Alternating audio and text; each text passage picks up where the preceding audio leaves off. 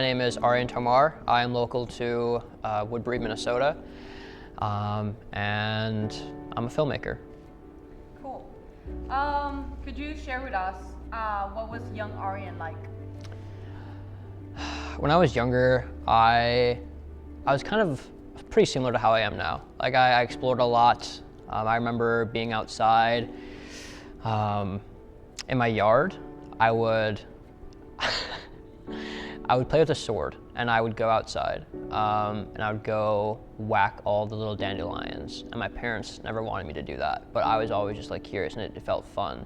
And I was always so happy to see like when the dandelions came back, so much more. But my parents were like, they're always mad at me, and I didn't. It wasn't until I was older till I realized that like, oh, I was helping them get planted. So that's just like one story of me, my adventures as a little kid. I was pretty active. I ran around a lot. Again, I just really liked exploring. Because I was so short, I thought that when my yard grew a lot, right, and the grass was really long, it felt like a jungle to me. And so I would explore the jungle. I'd go run around. I'd make up these stories. But when I wasn't doing that, I remember spending a lot of time with my grandmother, just helping her cook, just running around the kitchen. But one of my favorite things to do was watch movies. I became the family movie operator very quickly. I was responsible for rewinding the VCR tapes. I was responsible for finding the TV remote. I was responsible for going to slap our TV when it wasn't working, when it got staticky. Yeah, so from a young age, I was really into movies. I watched a lot of Pixar movies, Disney movies, but my favorites were always like Jurassic Park and Star Wars. So if I wasn't outside exploring, I was inside watching movies about fantastical worlds, and just like what science can do. Yeah. That sounds lovely. Thank you, Arian. If you could talk today to the Arian from the past, what would you tell to young Arian? I don't know. I think growing up, I often struggled with just like having people around. Like I was a pretty independent kid, and so I definitely tell me that sometimes you don't have to have someone to play with. And sometimes it's okay to play by yourself, and that I shouldn't feel sad about it. Because really I feel like, having grown up with that experience, I feel really privileged, because now I do have a very strong sense of independence, and it's just given me a lot of skills that I'm thankful for today. But I just let them know that, like, you know what, do your thing, little guy. Listen to the radio, play with Legos, and just, I don't know, be happy to be you, even if you're all by yourself, because that's where you get to shine the most, because you are the center of attention. And sometimes that's a great place to be. Nice. I'm very curious to know about what does Arian de EEUU, why is Arian de EEUU Arian de EEUU?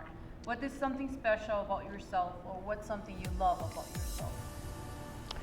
Yeah, I think one of the things I value most in my life is service. I'd say that, like, that's my superpower. If I had one superpower, it's my willingness to serve and to take time to invest in others. This is something that is really special in my family. We all have a spirit of service, I would say.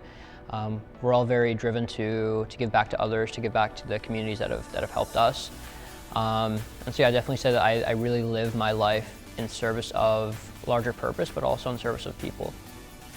Thank you, Arian. And I'd love to know, when was the first time you heard about UWC? First time I heard about UWC was when my dad was talking to me about it back in 2016. We were looking at other educational opportunities for me to pursue in high school, and he had remembered his own experience with UWC when he was younger.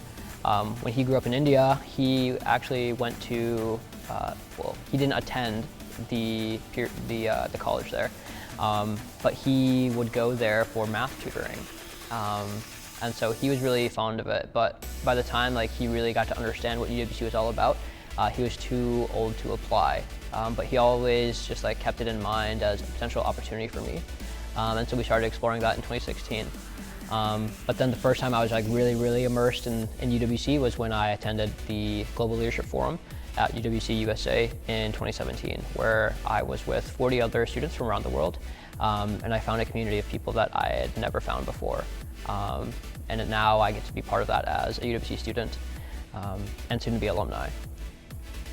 Thanks, Arian. And connecting a little bit with that question, what passions or extracurriculars did you have before applying to UWC? Yeah, a lot of service. I was part of youth leadership organizations as a facilitator and mentor. I was the co-chairman of a health partner, like a healthcare leadership group, where we designed a community service project, which was a social media campaign, and we did a prize giveaway. That was really cool, but it was all centered around getting youth to move more, eat better, and feel good. So we touched on a lot of different aspects of health. Besides that, I was a competitive weightlifter. I competed at Youth Nationals in 2016, representing Team Minnesota, and just athletics have been a big part of my life before Pearson. Other than that, I was not an artist, but I would, every once in a while, I would edit things. I would edit photos, I would create collages and memes, and that's how I express myself creatively, was just through editing. Thanks, Arian. And the next question is maybe a little bit cheesy or something that a lot of UWC students laugh when they're asked about this, but I'm very curious to know, why do you think your national committee chose you? What did they see in you?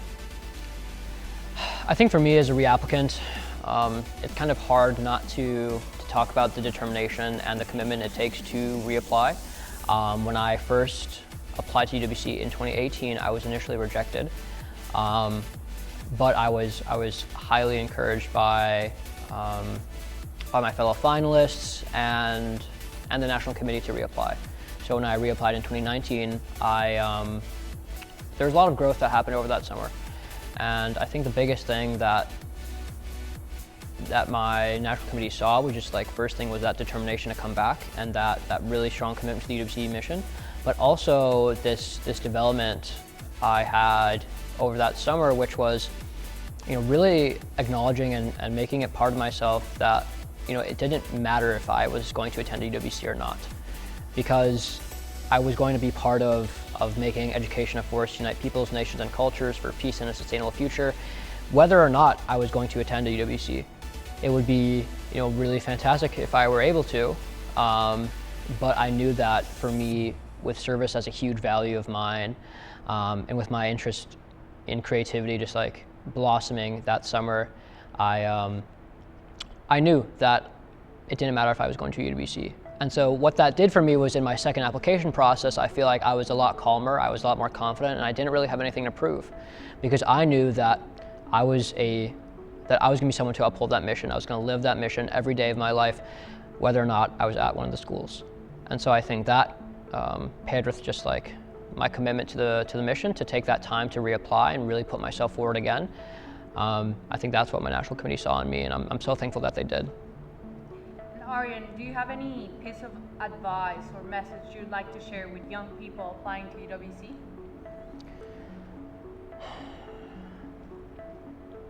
It's cliche. I think everyone you'll talk to will say it, but you have to be yourself. And to really be yourself, you have to know yourself. You have to know what kind of person you are. There are people I applied with that, when they were denied, it really hurt them, and it was almost personal for them. And so what I would say is that, you have to ask yourself, am I the type of person to give up on the mission if I'm denied admission? Am I the kind of person who is not willing to continue to uphold and serve that mission if I don't get the title of being a UWC student? Because I think the people that get in are those people who are going to live the mission regardless of if they attend a UWC or not. because that's the mark of a true UWC student, is someone who is going to live the mission, who has been living the mission before they applied, who's living the mission while they apply, who continues to live the mission at school, and after UWC continues to serve that mission in as many capacities as possible. And so you have to ask yourself, am I that kind of person? Am I that person who's committed to this, whose life is, really devoted to changing the world? And that's a big question. But once you answer that question for yourself, once you know who you are, there's nothing stopping you from being that. And I think it takes a lot of reflection, it takes a lot of time, and for me it took being denied my dream to really realize what it meant to me. And so you just have to know what UWC means to you, and you have to know what you are willing to do to achieve that goal. If you could describe your UWC experience in 2 words, what would they be? Life-changing. Thanks, Arian. And what is Arian Tamar looking forward to be? I'm looking forward to exploring what being a filmmaker means to me. I've only got almost 2 years of experience so far, but I'm really excited to continue to develop myself as an industry professional and just as a creative person. Thank you, Arian, for sharing very powerful words with us. So, do you have any last thoughts you'd like to share? I think the last thing I'd want to share with the viewers out there is that whatever goal you have, whatever direction you're going into, to start moving towards that. Oftentimes, people can get caught up in dreaming these really big goals, and I think that's important because if you don't aim high, you're not really going anywhere. But what often happens is that people get so caught up in this idea that they can't achieve that big goal. It's like it's too high of a goal. So my last word is to say that start whatever goal you have, start moving towards that. Because once you take the first step, it gets so much easier from there. But it just, the hardest step is that first one. But once you take it, you're on your way. Thank you so much, Arian. Thank you. So thank you so much for watching this interview. This is other episode that's part from this kind of series that I'm doing about people of Pearson, where I am trying to share my friends' stories so you guys can get inspired by other UWC students. But before you finish and before you go, we'd like to know, where can we find you, Arian? You can find me on my Instagram at Arian Tomar, the future. Great. Don't forget to subscribe, like the video, and see you next time. Bye.